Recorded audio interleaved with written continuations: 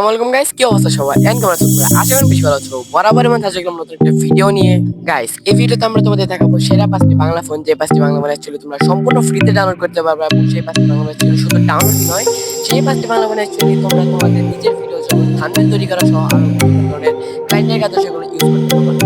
এবং আমি তোমাদের নিঃসন্দেহভাবে বলতে পারছি যে তোমরা যদি এই ফোনগুলো ইউজ করো, সেক্ষেত্রে তোমাদের ভিডিওতে কোনো ধরনের কপিরাইট স্ট্রাইক আসবে। চলো গাইস, আজকের এই ভিডিও শুরু করা যাক।